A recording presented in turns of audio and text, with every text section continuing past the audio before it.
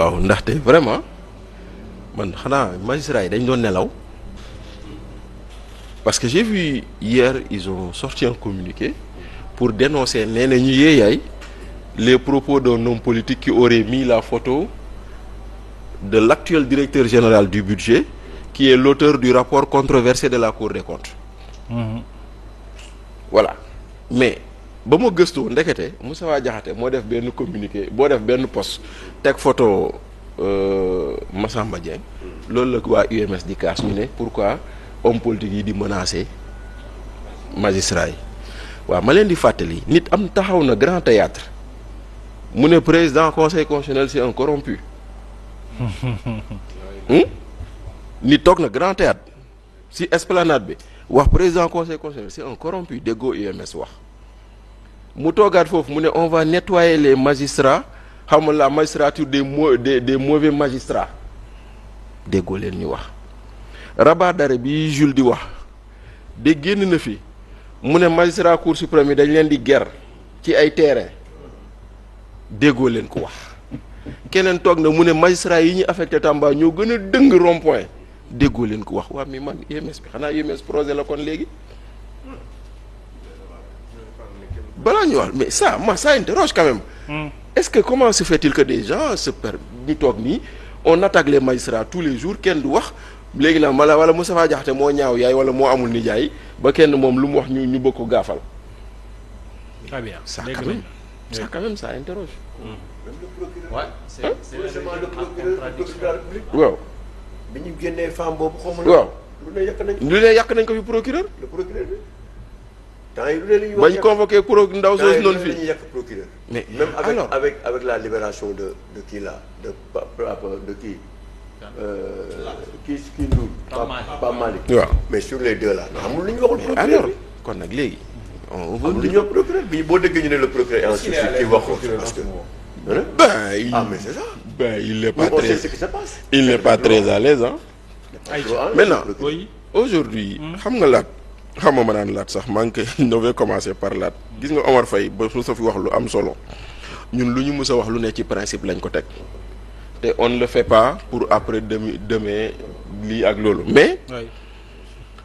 man dama naan toog sama benn copain j'ai un ami pastéfien qui me dit mais yow tu défends un sàcckat un voleur mu ne ma oui pourquoi tu parles de laat de Farba ay sàcc lañ nga leen défendre je lui dis mais ok d'accord toi tu me dis que sàcc la mais quelle est la décision de justice qui a déterminé que sàcc la Oui.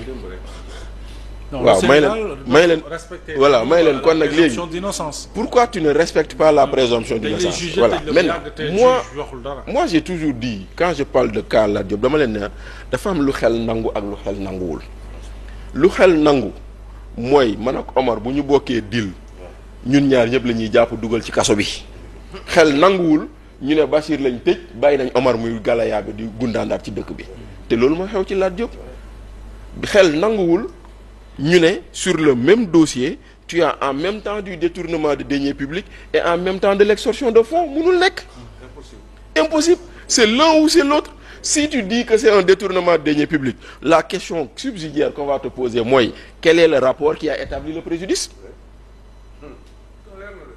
lu leer lañ la wax boo nee a détourné de l'argent de la LONASE ana rapport bu ko indi si tu dis c'est l'extorsion de fonds il y a des délits qui lient le procureur dans ses compétences diffamation procureur mënu ci autosaisir il faut qu'il y ait une plainte extorsion de fonds bu amul plainte mënul taxaw nit ki moo naan dañ ma jëlal sa dara léegi yow amul dëkk nga ne extorsion de fonds nga ne détournement ci même chose yi ci même dossier ci même chose mënul nekk lii lañ leen doon wax moo tax it dossier ba mu taxawee ñu njëkk koo yóbbu ci juge bi yor dossier bi juge bi bañ liberté provisoire ñu jëlaat dossier bi yóbbu ko chambre d'accusation ne leen juróom-ñaari weer yéen a ngi wër gisoo leen dara yéen a newoon 8 milliards ngeen di toppee Lat waaye bu ñu xoolee traçabilité bu ñu mën a établir 15 millions la. mooy 15 millions bu Guédiawaye waaw bu Guédiawaye football club bi très bien ñu ne leen li waaj dañoo wër ba sonn waa ji ne leen mënoo leen ne juróom-ñaari weer yéen a ngi wër gisoo leen da ngeen di xaar commission rogatoire yoo xam ne ba ngeen leen yónnee ba léegi kenn indiwul résultat kon kii bàyyi leen ko mu dem toog këram. ñu bañ ñu dem def appel ñu dem cour suprême nee na vice de procédure moo tax mu neenal décision boobu vice de procédure bi un mot de trop une virgule mal placée ñu neenal dossier bi ñu reprendraat ko semaine passée ñu ngi koy wax fii bañ ko reprendre mu demaat président juge d'instruction bi bañaat ñu demaat chambre d'accusation neenal lu juge d'instruction bi defoon jox liberté provisoire ñu yóbbu ko cour suprême ne la chambre d'accusation wax mooy dëgg yow procureur tu n'as pas. Voilà le dossier. C'est ça. Maintenant aujourd'hui mu des nag léegi ñi war ko génnee démb ba léegi gisagu amaguñu information bu wane ni génn na mais on sait que hier il n'est pas sorti. Mais dans tous les cas au moins la justice dit que Lat Diop doit être libre chez lui avec un bracelet électronique en attendant le reste du procès. Donc loolu noonu xam nga bu ñu lay wax ñun ci ay principe la ñuy wax xam nga tey jii l'énergie la débauche d'énergie qu'on est en train d'utiliser pour que Madiambal ñu indi ko ñu ñëw àtte ko qu'est-ce qui empêche qu'on le fasse pour Mohamed Dieng? Madiambal est poursuivi par grâce à un rapport de la CENTIF.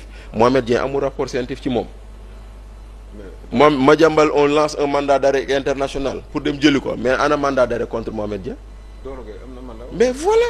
Donc c'est-à-dire que ñun yooyu la ñuy wax moo tax c'est-à-dire que c'est des questions qu'on pose en se disant écoutez personne ne refuse la réduction des comptes waaw personne ne refuse la réduction des comptes mais li ñuy def nii ay règlement de compte ay fayantoo lay gën a nuroo waaw voilà waxal aussi Madiambal kan la ko seqal mais voilà pour nga indiwaat un peu l'affaire voilà maintenant lu dal Madiambal moo xaw a dal Pape Malick Ndour xam nga ci naka Madiambal est poursuivi semble-t-il pour des sommes qu'il aurait perçues d'une entreprise privée. Bizarrement, c'est le seul à être poursuivi parmi les 46 et 49 prestataires et sous-traitants qui ont travaillé avec lui. Moom kese loolay benn. Deuxièmement, mais l'entreprise qui a payé kenn topp ko. Mais léegi pourquoi dans le cas Pape Malick Ndour ñu topp Pape Malick Ndour te topp ñu Green mii nga xam ne moom la ñu fay. Green 2000. Lu tax léegi on doit poursuivre Pape Malick Ndour sans Green. C'est-à-dire que il y a énormément d'anachronisme yoo xam ne boo koy wax tu te demandes finalement ñi nekk parquet financier notamment le procureur et ses adjoints ñoom finalement xanaa ñoom dañuy xëy nelaw yeew rek ñu tàppale ne leen toppal kii rek ñu xëy topp parce que quand même c'est-à-dire que mënul kiiwee noonu quoi. C'est des revers quoi. Non, c'est tellement évident. Non, c'est tellement évident ce qu'on dit là que finalement ça relève même du bon sens. Très bien. Le plus banal. Maintenant, aujourd'hui, moom Pape Malick Ndour waaw. wuy ji na jàppin bi il faut le dire aussi ñaaw na. bii moom ñu bëri jàppoon nañ ne bii moom. Non, jàppin bi ñaaw na parce que nit koo xam ne. Non jàppin bi maître El Hadji Diouf ne la takkul bracelet sànni nañ bracelet waaw xam nga Pape Malick Ndour jàppin bi ñaaw na nga fekk nit këram mayoo ko sax fu mu solu amul bracelet këyir ko yóbbu ko ak yooyu noonu nga ñëw tey jii nii lii xam nga dans le cas du Prodac da ngay taxaw ci cas Prodac bi pour dire quoi une chose le Prodac tax na ñaar nit tey ñu ngi kaso maa ngi leen di nuyu Mamina Daffé coordonnateur du Prodac bii nga xam ne moom la Pape Malick Ndour remplacé te bizarrement moom lañ koy jiiñ ni dafa def association de malfaiteurs ak moom yow koo wuutu nooy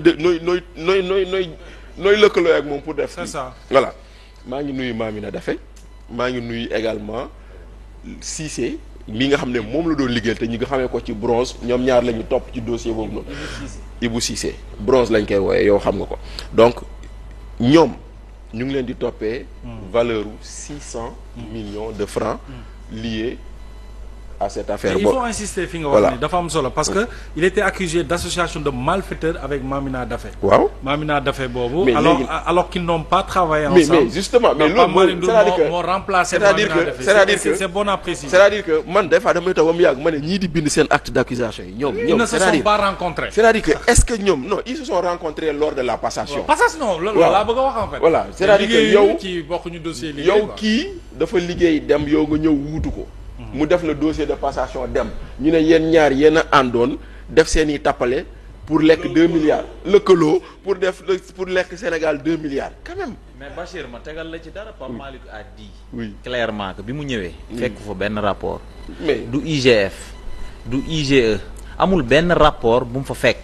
waaw mais loolu. ça n'existe pas. maintenant booy def léegi nag passation dañ lay jox rapport yi. mais bien sûr. mais léegi nag amul benn maintenant rapport dans ça. oui man je vais laisser les faits de gestion parce que xam naa ñoom Omar ñoom si kër yi. waaw pour m'interroger. waaw.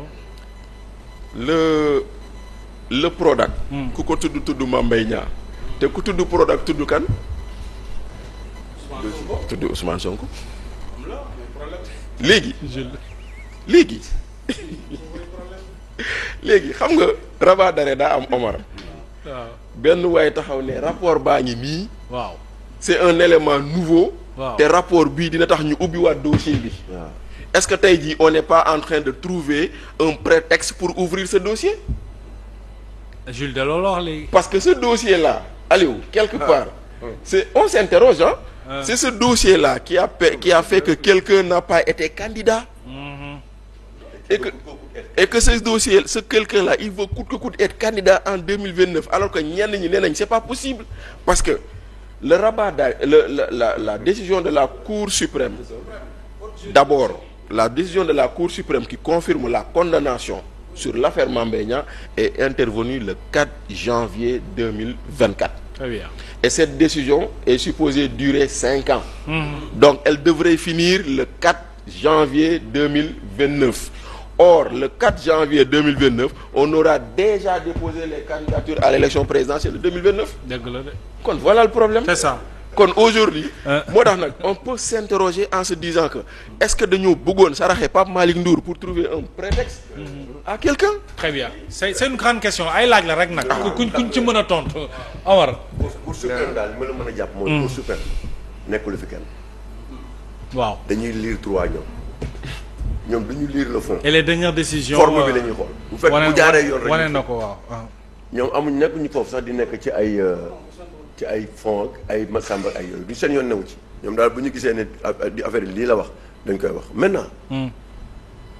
c'est-à-dire man dama amatul jot avec ñii dama amatul jot non franchement dama amatul jot ñu naan ay yow sàcc yi ngay jàppaleeg ay yow li d'autant plus que.